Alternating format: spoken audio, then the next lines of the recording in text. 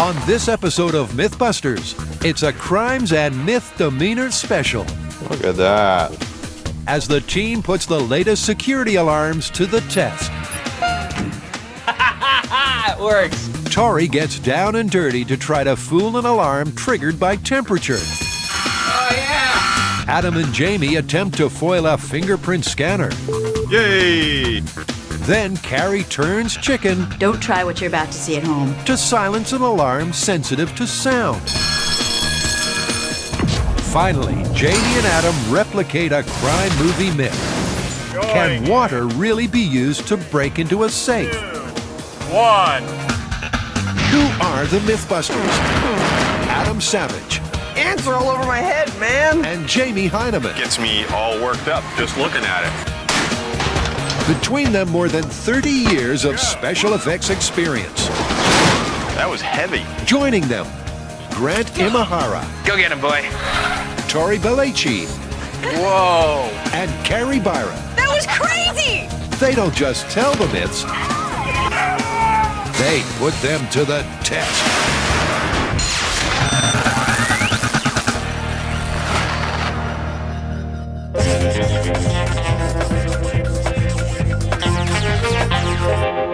Crimes and Myth Demenours? What have we got there? Well, you remember a while back we actually did a whole bunch of myths associated with the crimes perpetrated in movies? Oh yeah, even I got excited about that one. Yeah, actually, that was one of my favorite myths ever. Mine too. In Great Hollywood Heists, the team constructed a course that it then armed with Hollywood-style security devices. From getting around laser beams and picking open a safe Got it. to climbing an air duct. No heist whodunit was left untouched. So what, are we doing more of that? Not exactly. Last time we were testing to see if we could beat some mythical, like movie-style alarm systems. This time we're going to try some real-world alarm systems and see if we can beat those. And those systems are going to be an ultrasonic motion detector, a thermal alarm, and a fingerprint door lock. And we're going to install them in the original assault course. Great. That sounds cool. Wait, that's not all. This time we're going to have you blow up a safe without destroying what's inside. Well, let's get cracking. Let's get cracking. Sure. What? So the team has got 3 new alarm systems to overcome before a safe filled with water gets blown apart. But first up, it's time to point the finger at Grant, who's turned locksmith. He's removing the regular door lock and switching it for something much more sophisticated, a fingerprint scanner. The fingerprint lock is an optical sensor, and what it does is it reads the pattern of your fingerprint, and if it matches the one that it has in its memory, it will allow you then to turn the handle and open the door. It works!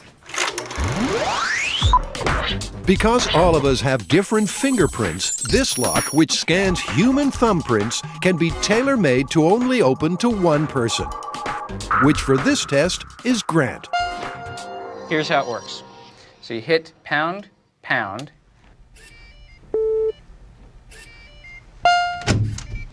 Okay. Wow. Why don't you try it? Pound, pound. Jamie gives the finger, but stays shut out.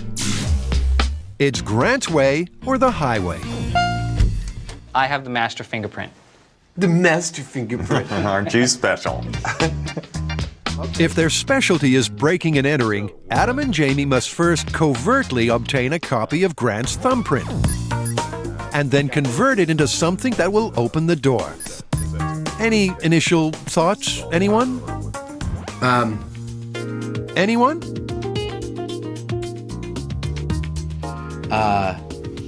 It's not looking promising. And then Jamie plucks out one of his more surreal ideas. I figure that we'll have some kind of a rubber thumb that is maybe hollow and attached to a turkey baster. You're pumping away on the turkey baster to make it, pulse. Because it's hardly looking finger-licking good, Adam and Jamie are going to start by hacking into something a little more straightforward. Trick is, it's going to ask you to put your thumb on and then take it off probably 8 times. This computer supposedly uses a much more low-tech thumb scanner. So with Jamie's digit entered as the master print, Finger enrollment complete. they're going to practice on this. And the first step is to see if it's even possible to lift someone's fingerprint in the first place. Oh, that looks beautiful.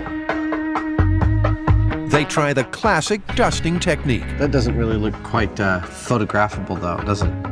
but it only roughly reveals the print. So for a clearer view, Jamie sniffs out another forensic favorite.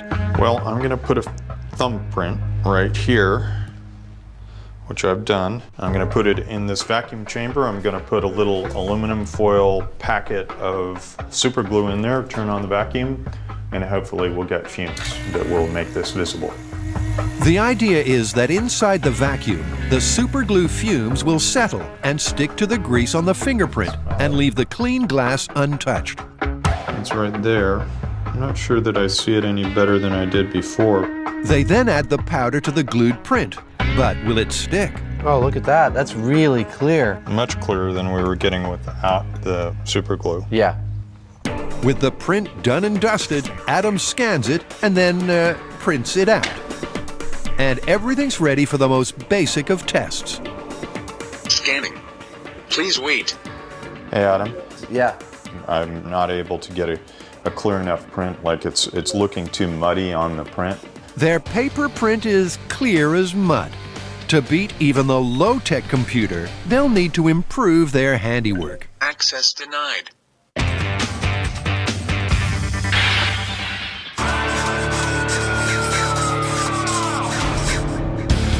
While Adam and Jamie point the finger, the others are handling a different spectrum entirely. They're hot to trot with thermal motion, an alarm that's triggered by temperature. All people emit infrared energy in the form of heat. So what this does is it takes a room, it gets a snapshot of what the room is, and if it sees some large chunk of its picture having more infrared energy, it'll trip the alarm. Watch what happens with Tori. As soon as he enters the room, his body heat is picked up by the sensor, and the alarm starts to sizzle.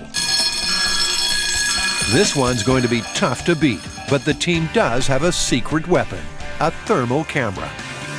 You ready to go? Get my thermal signature?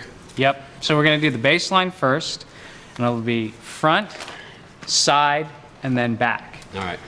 The thermal camera also recognizes different temperatures, Bye-bye. and it shows exactly why Tori triggered the sensor. Okay, turn to the side. The skin on his hands and face are aglow at 98 degrees. But even his clothes are much hotter than the background blue 63. Now back.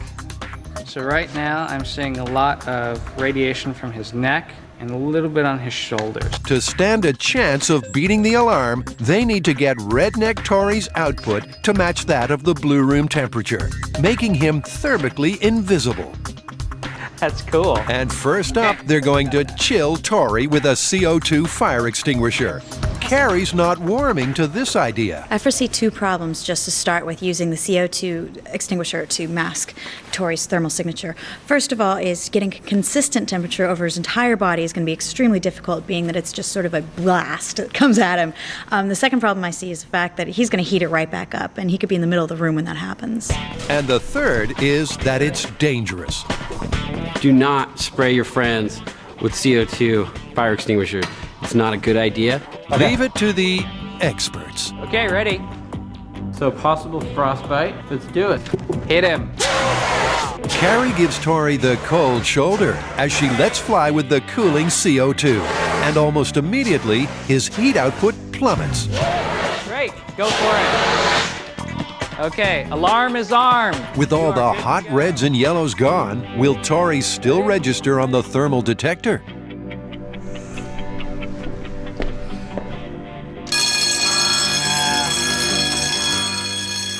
That didn't work out too well. They reset and spray again. But this time, what's wrong is clear as ice. The cooling effect of the CO2 just wears off too fast. It's only on for a few seconds before enough body heat reappears to set off the alarm once more. So with this method busted, they need a new plan to come in from the cold.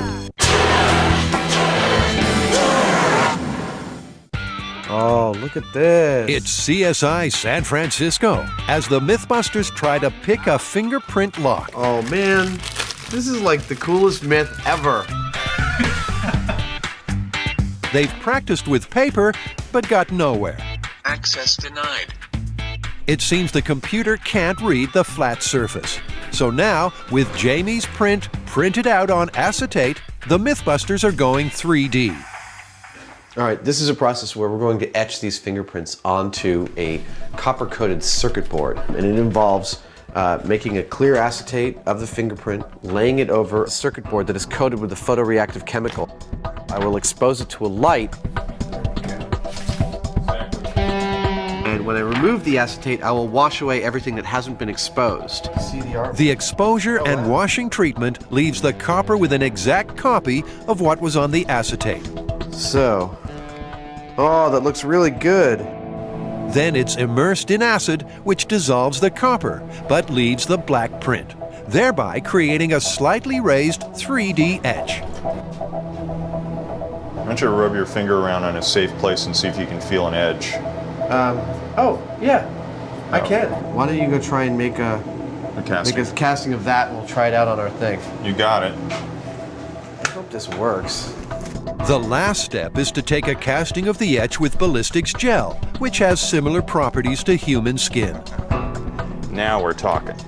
And with the gel dished up, they're all set to try Jamie's print on the computer scanner. Let's go see whether it works.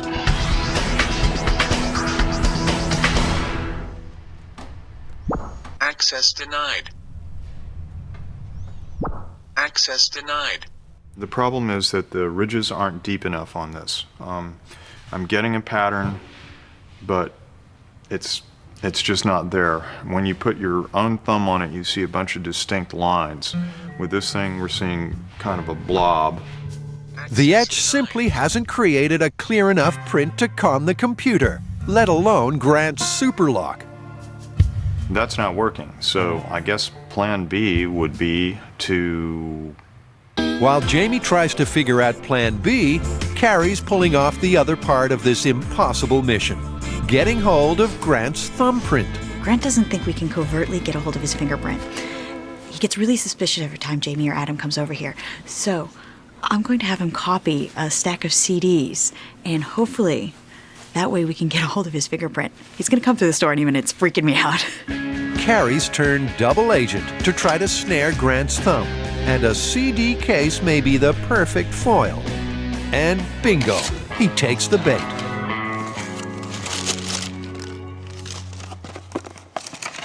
Remember how you said we couldn't covertly get your fingerprint?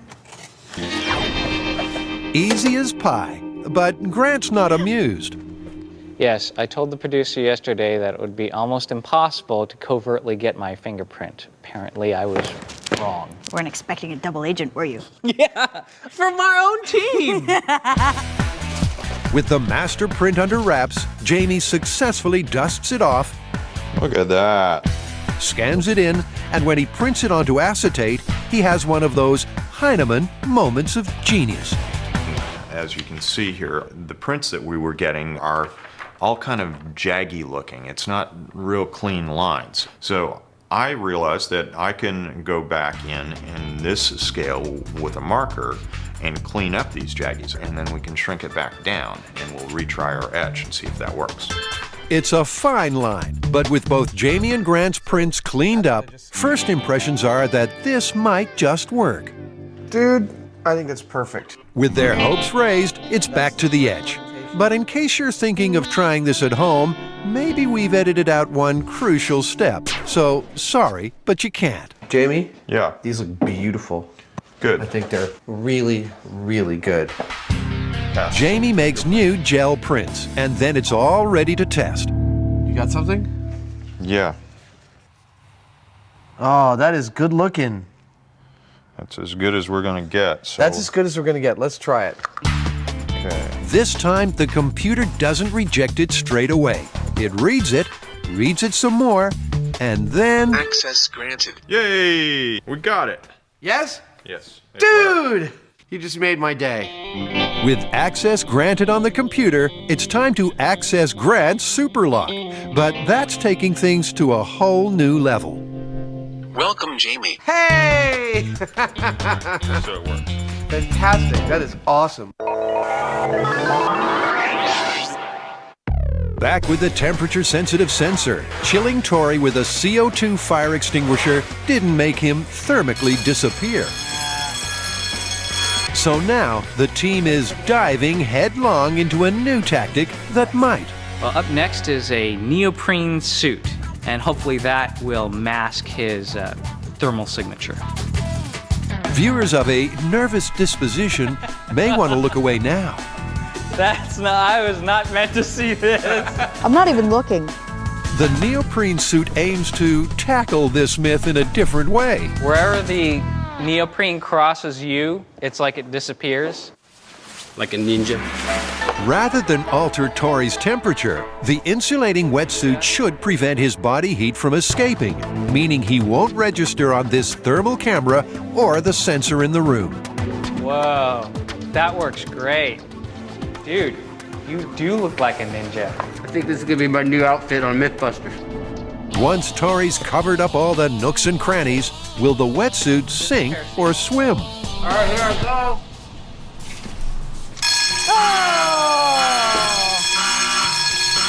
With the alarm ringing, Tori heads back to the test zone for a post-mortem. When you first started, this suit was totally blue and it blended into the background perfectly. But now, I can totally see the outline of it. And the longer I stay in the suit, the more of the heat from my body is going to transfer to the suit. So with the wetsuit sunk, what's next for this hothead? Well, in the M5's flower beds, Carrie and shop assistant Terry are trying to dig up the third possible solution. Well, in choosing methods to fool the thermal motion sensor, we cannot ignore some of the classics, such as one utilized by our great Governor Arnold Schwarzenegger in the first Predator movies, where he slathered himself in mud in order to fool the thermal sensors of the Predator. Of course, in Predator, Mr. Schwarzenegger used pristine swamp mud, not the soiled soil of M5. Luckily for Tori, Carrie and Terry are terminating any detritus nasties. I'm really looking forward to this, not just because, we get to prove the Predator myth, but because we get to cover Tori head to toe in mud. Tori's rubbered up to give him some protection against the cold clay. All right, where do we get this mud? That's what I want to know. It is working. That's working really well. It's working? First impressions are encouraging. The mud body mask is masking Tori's thermal signature. He's slowly blending in with the background. You try not to shove it in my ear canal? I feel like you should scoop it up and dump it on his head. That sounds like a great idea, Grant. They keep plastering him until he's got more dirt than a mud wrestler in a monsoon. I'm going in. Ready. Like that? Yes. Oh, yeah. Well, it's looking like the Predator myth is terminated. The mud, like the neoprene, has warmed up too fast, meaning that Tori's heat seeped through and soiled the sensor. And Tori spotted another problem.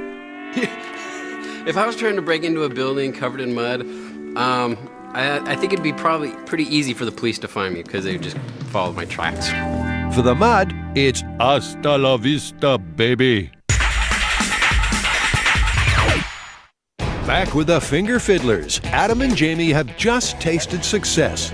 Using a ballistics gel fingerprint, they beat the computer scanner. Welcome, Jamie. Hey! So it works. So, next up, it's Grant's fingerprint lock that has his thumb as the master. To rise to the challenge, Adam's fetched the etch of Grant's covertly obtained print. He's used this to make a latex copy that he's planted straight onto his warm, sweaty, pulsing thumb. Okay, so you guys ready? Yeah, we've been working on this for days, and I think we have a couple things that might work. Cool. Okay, well, I'll be here. All right. Monitoring. All right. You first. Okay. Use my patented Imahara thumb.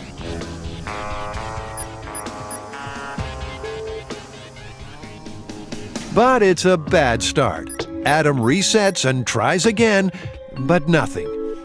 With this technique dribbling towards busted, Adam tries licking the latex. And he's in. He has set off the next alarm, but the finger's been foiled.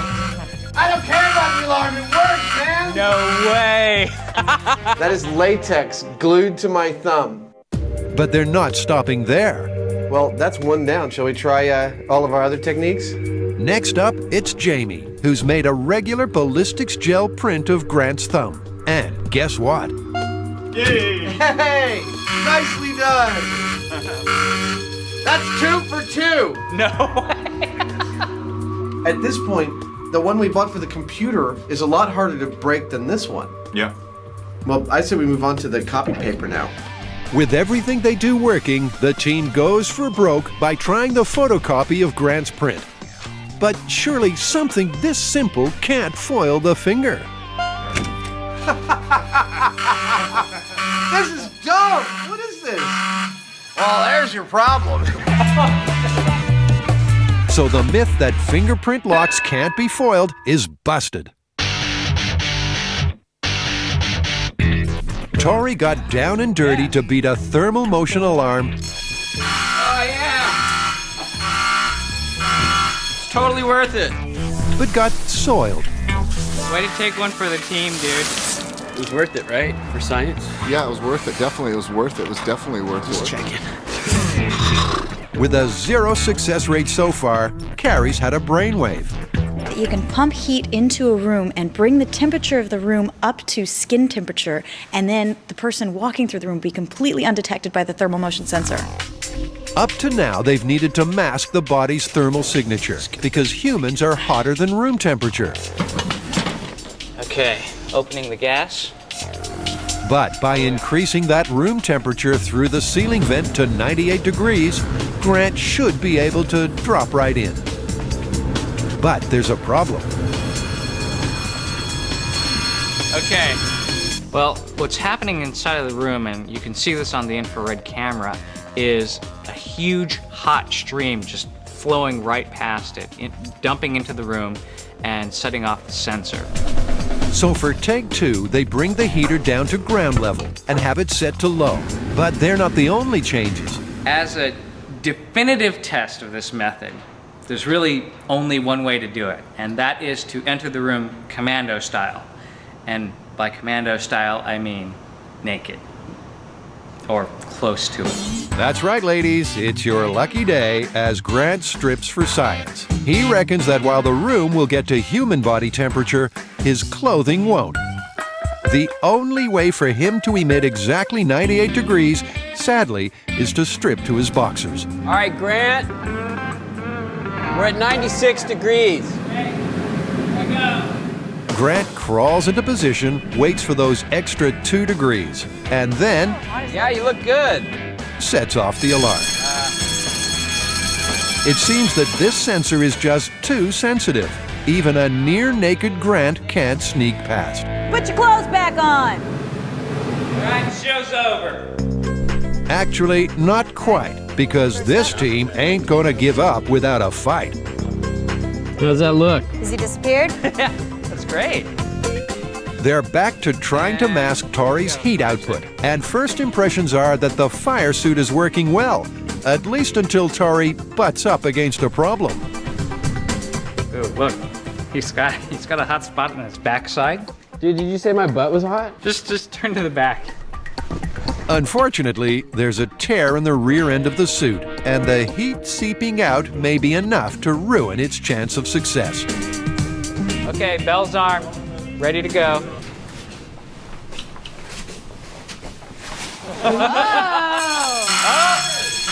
Sure enough, the red rear end triggered the alarm. So for take 2, Tori turns the other cheek and goes in backwards.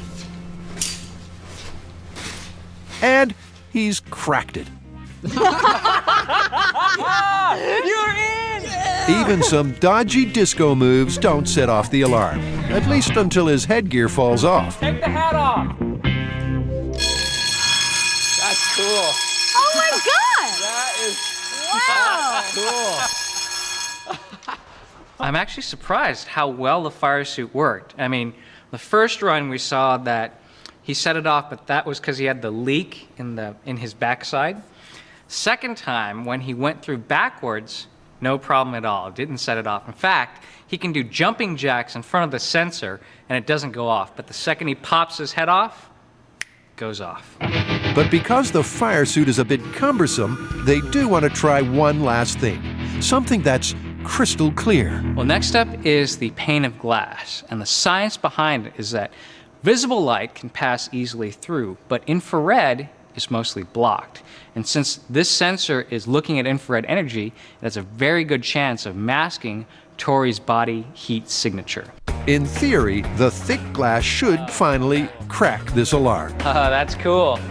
Blocking That out is the heat. totally blocking your infrared. Hold it in front of your face. Yeah! Wow. Walk towards the camera with it. The glass works like a charm.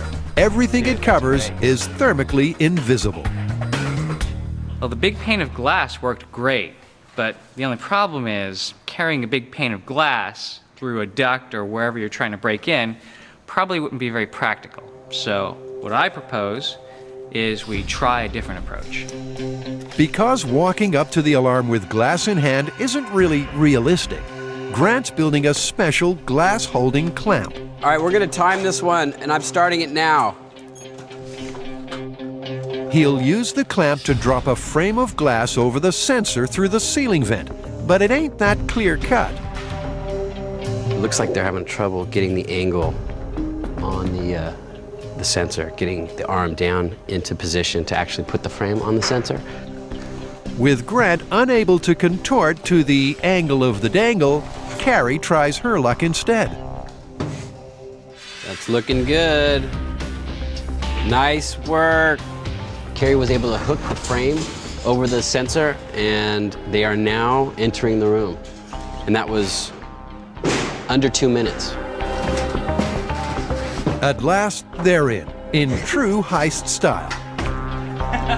So the myth that thermal motion alarms are unbeatable is busted. In Crimes and Myth Demenours, Adam and Jamie are about to blow a safe out of the water. Water safe. What's this about? We get to blow up a safe. But this is not any old safe. This is actually a safe with one of the most advanced anti-theft devices ever put into a safe. It's called a glass relocker. And what it is, this is a pane of breakable glass within the safe itself that, if broken, activates locks that make the door impenetrable. Check this out. A glass relocker is the safecracker's nemesis. Inside the safe door sits a fragile sheet of glass that's rigged up to a series of bolts and locks. If a safecracker causes this glass to break or even just vibrate, then the bolts are triggered and the safe locks up for good. But apparently, there is a way around it. And it's a technique illustrated perfectly in the movie The Score. This blacked-out burglar first carefully melts a hole in the top where there isn't any glass. Then he fills the whole thing to the brim with water before dropping in a depth charge. The water helps maximize the shockwave, so the door, complete with relocker, blows clean off. But would this water bomb really work? So we're not just going to blow up this safe. This is all about technique. Absolutely. I want to follow precisely the technique outlined in the film to see if using water is just a movie myth or if they've actually based their plot in science fact. Well, to kick off this myth, Grant shoots on the internet to try to score the cinematic safe. Well, we've been looking for a safe just like the one that they used in the movie. The one that we found is very similar, but much larger. It's 6 feet tall, the walls are 8 inches thick, and it weighs 3,000 pounds. But the most important thing is that it has a glass relocker, which is what they used in the movie, and the thing that makes it very hard to crack. With the safe in safe hands, Adam's in charge of the charge. I'm reviewing the footage from this heist movie we've got as reference for our safe cracking exercise. And I'm trying to estimate exactly how much nitroglycerin they're using to blow open this safe once they filled it with water. So I'm going to take some measurements off the screen to try and estimate the exact size and volume of this explosive so we can calculate the right amount of explosive for our own experiment. It may look like guesswork, but Adam's adamant this is accurate. Based on my calculations here, I come up with a rough area of about 8.5 cubic inches, which is about 4.73 liquid ounces, or 140 milliliters, or 9.5 tablespoons. Whatever our pyro ends up needing for this information, I think I've got the conversion for him. In that case, let's get cooking. It's a simple recipe. Take one safe with glass relocker, add some water and explosives, and mix in a bunker. MythBusters production and research team has found us another phenomenal location to do things you're generally not allowed to do. It is a South San Francisco water quality control plant. In other words, it's a sewage plant. And on any other day, this trough I'm standing in would be filled with poo. But today, we get to blow a safe up in it. And to stop this myth going down the toilet, they're being helped by explosives expert and retired FBI agent Frank Doyle. Frank's a true honorary Mythbuster. Be it turning trousers torpedo, a spot of painting and detonating, or even something a little more concrete. Frank's always the man with the bang. But before he lights the fuse on this myth, the boys want to check out the glass relocker. Remember, it's this sheet of glass that, if smashed, causes the safe to shut up for good. That's it? That's all there is. That's the glass relocker? Wow, I thought it was like a whole thing. You couldn't drill anywhere in here. Adam, like the graphics guy, assumed that the glass would cover the whole of the door. Instead, it's much smaller. But size isn't everything. Despite its appearance, this glass is incredibly sensitive to even the slightest vibration. So beating it will be tough. This is the prize. Also, we've got some money. With the booty added, the boys are ready to try to bypass this super seal like the madman in the movie. And there are 5 key steps. This technique requires step 1, we got to bore a hole in the top of the safe with a thermal lance. Step 2 is fill the safe with water. Step 3 is lower explosives into the safe. Step 4 is blow the door off the safe. Step 5 is get the money and run. Adam and Jamie are going to tackle this myth step by step to see whether this movie is spot on accurate or did they score an own goal. And first up is the thermal entry. It's not exactly what the well-dressed bank robber is wearing these days. It sure isn't what the movie guy used, but better to be safe than sorry. Okay. I think I'm ready to go for it. Just like in the film, Adam's using a thermal lance to cut through the safe. The lance burns iron rods in an oxygen-rich environment to create very high temperatures for cutting. I need another rod. And the lancing is already making the movie myth go up in smoke. After all, it took that burglar less than 30 seconds to get through the steel. But all up, it's taken Adam 20 times longer. It opens! And that's not the only problem. I sure did run into some problems on step 1, which was burning the hole with a thermic lance. Number 1, I set fire to my shoes. Number 2, I think I used up maybe a dozen or more rods. And then those rods set fire to everything in the safe and covered everything with this like blackened char. I didn't see that in the movie. Adam's scepter is looking more charred than a sausage sizzle in hell. And this movie myth ain't looking much better.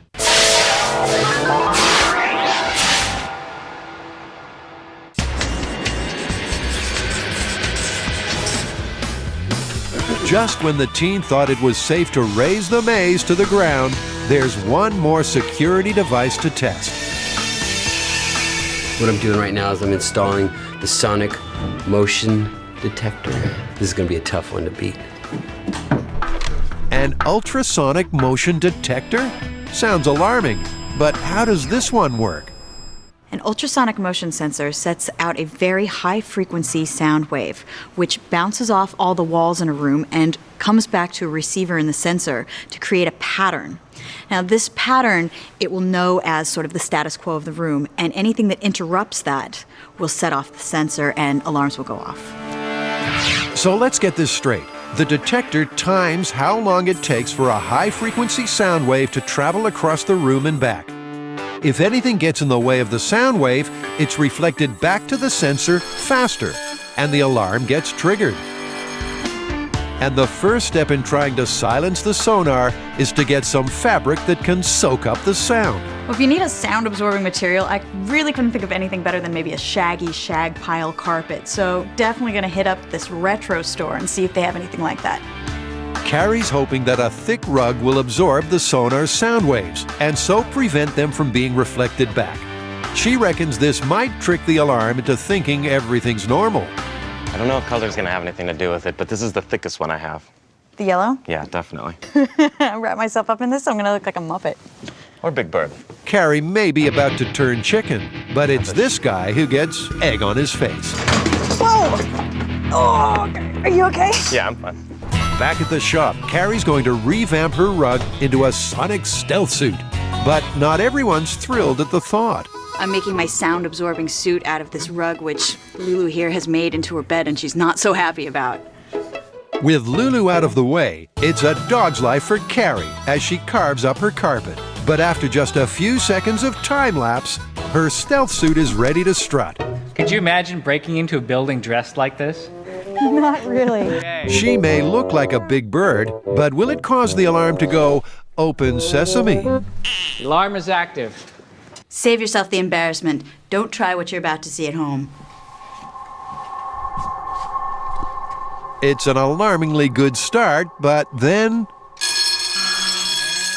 this chicken's a jailbird. Are you surprised? It looked like you were gonna make it. Carrie tries again, and in case her eye holes are triggering the alarm, for this chicken run, she walks backwards. We're being robbed by a giant chicken. She almost makes it, but the alarm is going off as reliably as a morning rooster. She could make it 3/4 of the way down the corridor and was making the final turn before the alarm went off. So clearly, it is having some effect, and it's helping her beat the alarm in some way, but not entirely foolproof. To fool this alarm, Carrie's going to up the ante. An audio technician has recommended fiberglass matting to be the best possible material we could use to absorb the sound waves that are being given off by our ultrasonic motion sensor. Supposedly, I can make a little suit out of this stuff, walk around, and not be detected. Does this go over your head? When Carrie says little suit, what she actually means is colossal quilt. It looked like a piece of cinnamon toast or something. Looking more like an extra from Star Wars, will the fiberglass suit do any better? I'm ready when you are. Ready!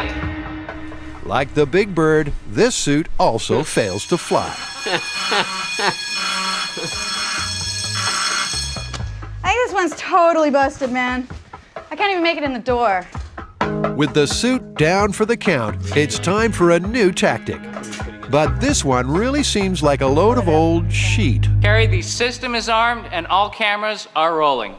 No fancy material, just a regular bed sheet held above her head. Hey, it's working. What the heck? What? What? No way. There's no way that could possibly work. Oh, yes, there is. Holy sheet, it works. There's no way. That was like so goofy looking, I can't believe it worked. Let me do it again. Try it again. Bed sheet entering. Remarkably, this simple sheet is absorbing the sound waves, and that's left the team gobsmacked. Drop the sheet. No freaking way. You can't be serious. I am serious. I mean, it's just stupid. You know when you get that list of myths and you're like, come on. This was on the list of, all right, let's just get it over with and fail it so we can move on to something that actually might work. Holding up the bed sheet fooled the sensor, which is kind of mind-blowing. But before putting this alarm to bed, there's one final technique to try, and that's slowing everything right down. She's going in. For the last dance, Carrie is simply trying to waltz through the room as slowly as possible. All right, so she is definitely in the path of the motion sensor. To stop the alarm going off all the time, it has a threshold level of movement needed to trigger it. By moving snail pace slow, it may be possible to sneak under this threshold and go undetected. She's looking good. Yeah, she is looking good. Of course, it's hardly compatible with a fast-paced heist, but after 20 minutes of inching, she's through. You're almost there, Carrie. Just a little more. All right, you're clear. She made it. You're clear. Nice, you Carrie. made it. They finally silenced the sonar. Okay, now jump in the hallway and set it off. Nice. Good job. I am totally and utterly shocked. I can't believe that I could walk slow enough to get past the motion sensor. I thought it was going to go off the second I walked in the room.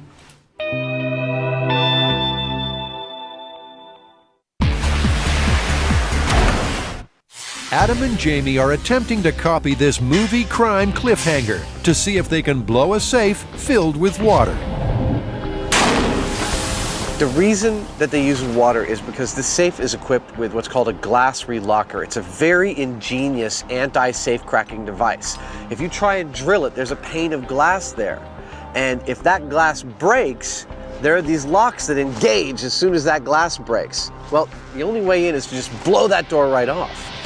That's the theory, but it's not going well. The first step involved lancing a hole in the top, and while it didn't trigger the relocker, when Adam inspected the loot, he got more than he bargained for. Yeah, at this point in the myth, we haven't even come close to opening the door, and already the loot, including my prized scepter, is already mostly destroyed. But as ever on MythBusters, it's onwards and upwards. Well, next we gotta close this thing up and fill the darn thing with water.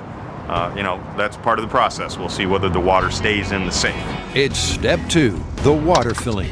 Go for it. But that has more problems than step 1. What a shocker. So far, this technique about thermal lances and filling the safe with water and blowing it up is kind of problematic. We've set the money on fire. The safe doesn't hold water. It's eventually I think we'll get there, but it's a little impractical. With the safe about as watertight as a sieve, Adam and Jamie need to seal her up, something which the movie burglar wasn't obliged to do. If the safe won't hold water, and we need it to hold water for our explosion, and we are safe crackers, then we don't have access to be able to open this door and pour silicone gasket around it. We've got to seal it up from the outside somehow. And the best thing I could think of, both Jamie and I thought about it, was butyl. Jamie used to use it to repair leaks in his boat from the outside underwater. This is awesome stuff, but we're hoping it'll work. In terms of stickiness, the butyl is brutal. And after papering over the cracks, it's time for filling take 2. Sounds like one of them relaxing clocks, you know? Like to help you sleep at night. It's like a babbling brook, really. Oh, my mind wanders. Yeah. As Adam goes into mind meltdown, the safe keeps filling up, but the leaks are getting worse. It's gonna blow. Oh man, there's no stopping that. It's another fill failure. As far as opposed to the technique, it's terrible. The technique's all about getting in and out super fast, not spending 3 hours drilling it, et cetera, et cetera, et cetera. You could spend 3 hours just sealing up this door. It's bad news for the myth, but the only way to fill it to the brim is to seal the safe from the inside.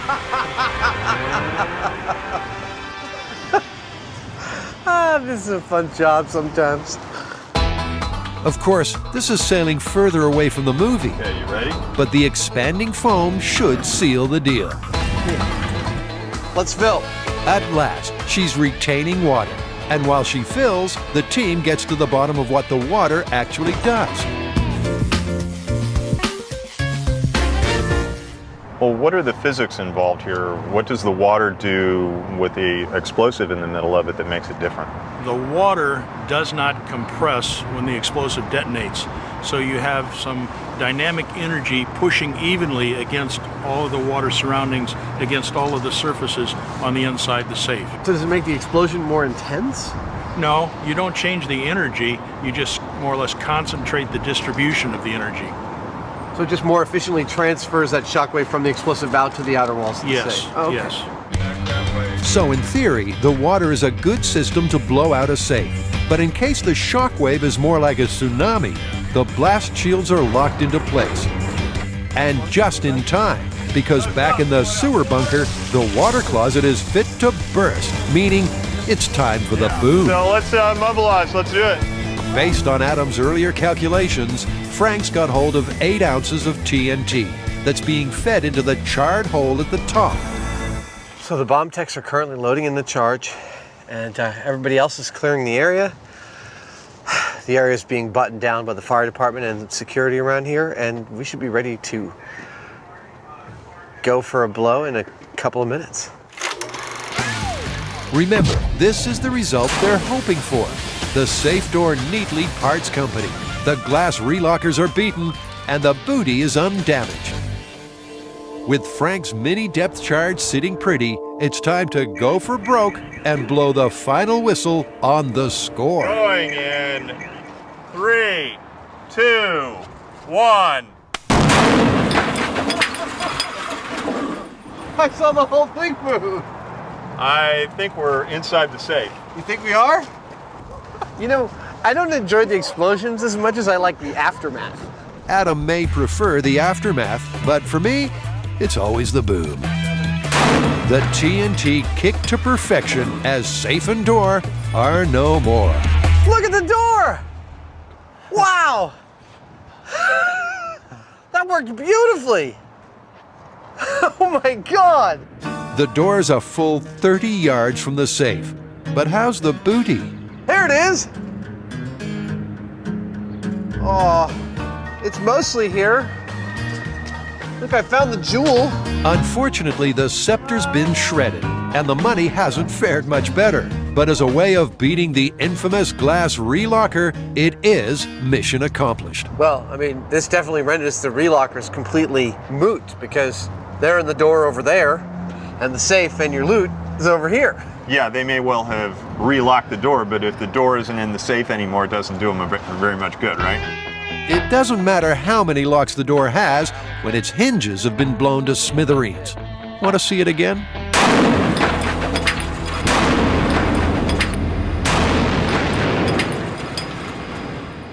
Well, I'd say that technique worked. What do you want to call this one? Well, you know, we found out that the movie technique might be based on a robbery that happened in the 50s on the East Coast of the United States, but we cannot independently confirm that.